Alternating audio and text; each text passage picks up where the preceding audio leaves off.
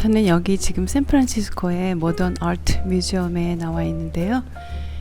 공간 자체가 굉장히 힐링이 되는 그런 구조입니다. 현대 작가들의 작품들이 나열되어 있고요. 저는 여기 지금 4층에 와 있는데요. 제가 제일 좋아하는 공간은 여기 4층 가장 구석에 제가 좋아하는 작가 아그네스 말틴의 전시가 있어요. 근데 가장 조용한 곳이기도 하고 저에게는 생츄어리 같은 그런 곳입니다. With Untitled, 밤바다 같은 그런 작품들이 이렇게 있고요. 그 사람의 작품을 볼 때 우리가 조용하게 만드는 것 같아요. 그래서 한가운데 있는 모던 아트 뮤지엄이지만 많은 사람들이 이곳에서 이렇게 좀 조용한 시간을 갖기도 하고, 저도 또 이렇게 도심 한가운데서 피정을 하고 싶을 때는 이곳에 와서 앉아서 작품도 보고 또 침묵하기도 하면서 좋은 시간을 보냅니다. 이곳은 모마 샌프란시스코 4층에 위치한 조그마한 공간입니다.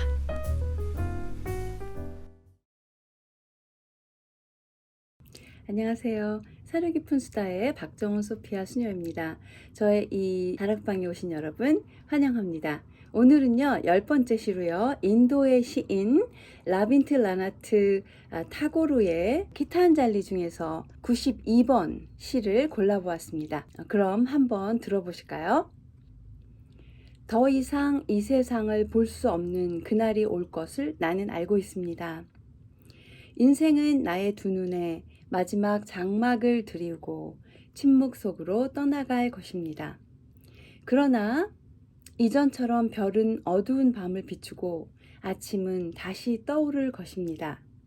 시간은 바다의 물결처럼 일어나서 쾌락과 고통을 던져 놓습니다. 나의 마지막 시간을 생각할 때 시간의 빗장은 부서지고 나는 죽음의 빛을 통해 홀대받는 보물로 가득 찬 세상을 바라보게 됩니다. 거기에는 가장 비천한 자리도 없고 저속한 삶도 없습니다. 내가 헛되이 갈망했던 것들과 손에 넣은 모든 것들을 버리게 해 주십시오.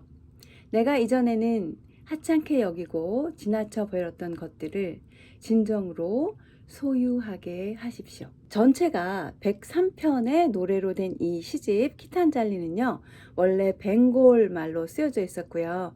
이 시집이 영어로 번역될 때 시인 예이츠가 그 서문을 적으면서 사실은 좀 유명하게 되었고요.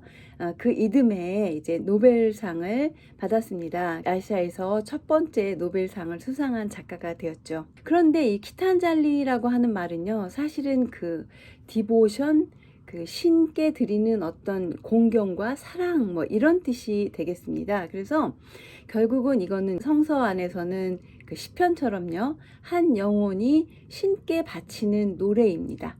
그래서 그 힌두교 전통 안에서는요, 신을 공경하는 방식을 4가지로 보고 있는데, 첫 번째는 경전을 공부하는 것이고, 두 번째는 이제 명상을 하는 것이고, 세 번째는 선행을 베푸는 것입니다. 그런데 굉장히 독특하게 하나 있는 4번째가 뭐냐면 바로 이 디보션, 이 기탄잘리예요. 그래서 자기가 좋아하는 신, 특별한 관계를 가지는 신에게 꽃을 바친다든지 춤을 춘다든지 노래를 부르기도 하는 굉장히 감성적이고 어떤 면에서는 감각적인 그런 헌신을 통해서 신을 공경한다고 이야기합니다.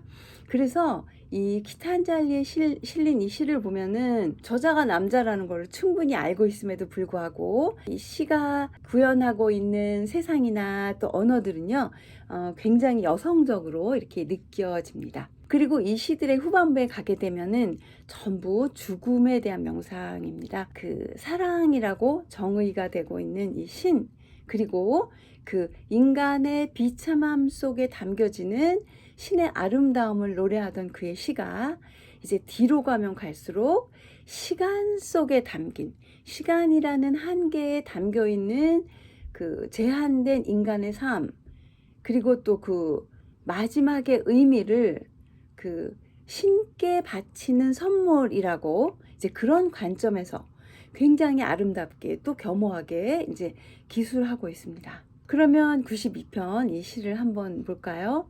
이 시는 더 이상 세상을 볼 수 없는 날이 올 것을 난 알고 있다고 시작하고 있죠. 인생은 나의 두 눈에 마지막 장막을 들이우고 침묵 속으로 떠나갈 것이다 라고 이야기하고 있어요.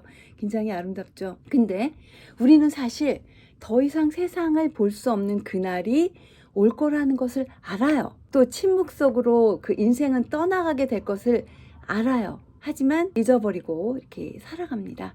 그렇기 때문에 이 시는 어떤 면에서 이제 우리에게 이렇게 충격을 주는 것 같습니다. 더군다나 시인은 조금 더 냉정하게 또 담담하게 내가 떠난 후에도 저 별은 어둠을 비출 것이고 또 그 시간이라는 것은 또 욕심과 고통을 파도가 덮치듯이 우리에게 이렇게 던져줄 거라고 그렇게 고백합니다. 어떤 면에서 우리가 고통받는다는 것도 이렇게 살아있는 자의 특권이니까요. 그렇죠. 우리가 시간성 안에서 존재하는 한은 우리의 욕망과 그 욕구와 그죠? 예, 그런 것들로 인한 고통이 우리를 매일 덮친다는 거예요. 그것이 어떤 면에서 삶의 현 주소라는 겁니다. 그런데 이제 시인이 이 죽음을 묵상하면서 시간의 빗장이 무너지는 어떤 순간을 이야기하고 있습니다. 그러니까 우리를 얽매던 욕심이나 애착, 애살, 또 그로 인한 고통이 다 무의미해지는 순간이 바로 죽음이라는 거죠.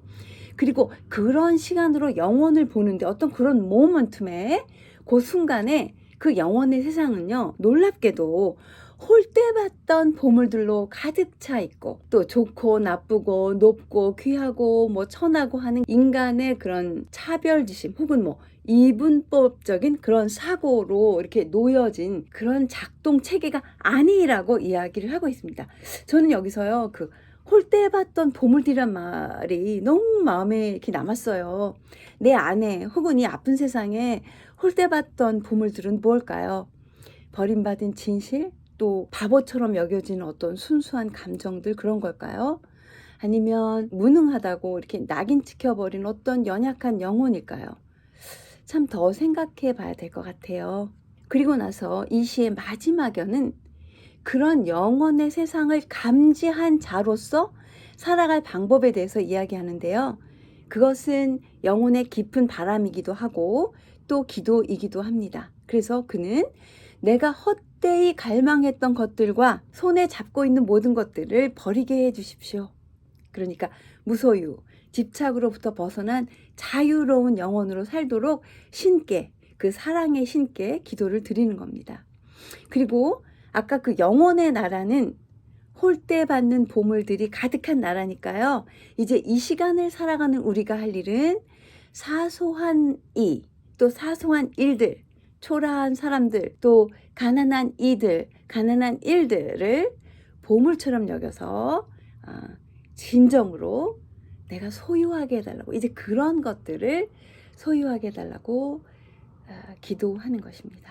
지혜에 이르려면 죽음을 명상하라고 하지요. 오늘 그 타고르에는처럼 이 세상을, 이 시간을 떠나는 어떤 순간을 목도하고 또 그 영원의 나라에 가득한 그 홀대받던 보물들을 하나하나 찾아 나서는 그런 날들이 되었으면 좋겠네요. 네, 오늘 들어주셔서 감사합니다.